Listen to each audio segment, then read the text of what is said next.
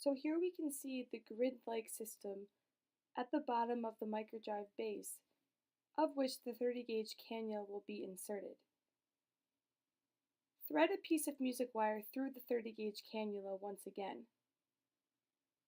Then, into the desired hole at the bottom of the microdrive base, insert this combination of music wire and 30-gauge cannula.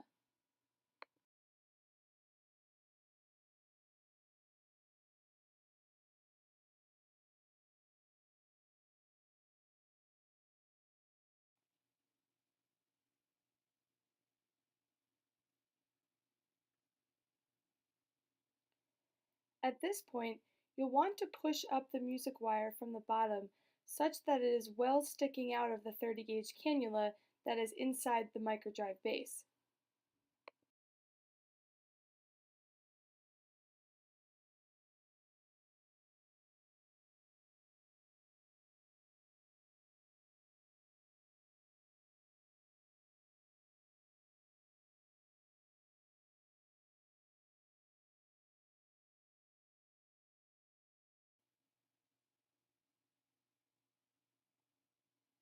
Once you have done this, you'll want to take a pair of forceps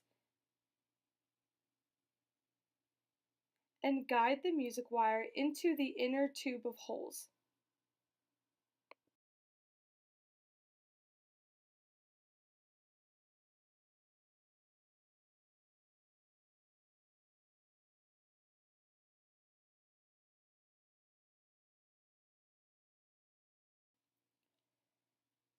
Once this is achieved, you can simply push up the music wire and 30-gauge cannula that is at the bottom of the base until you see the 30-gauge cannula outside of the top of the microdrive.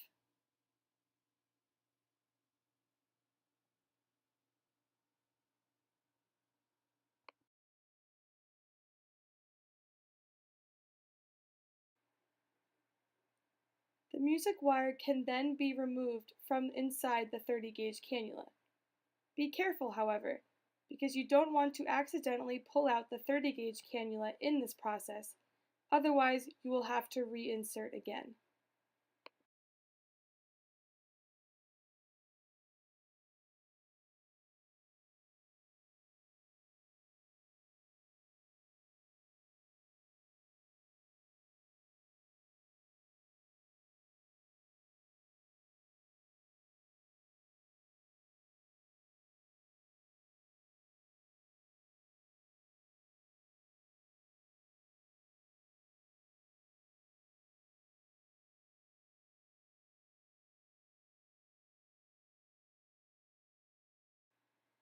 As you can see, the 30-gauge cannula is also sticking out of the bottom of the base.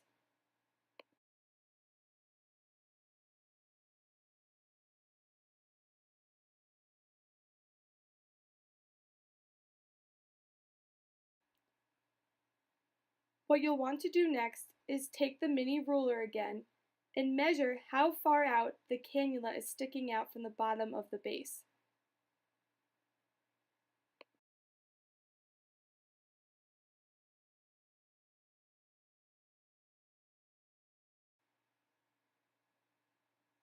For dorsal cannula, the 30 gauge should be sticking out 2 millimeters.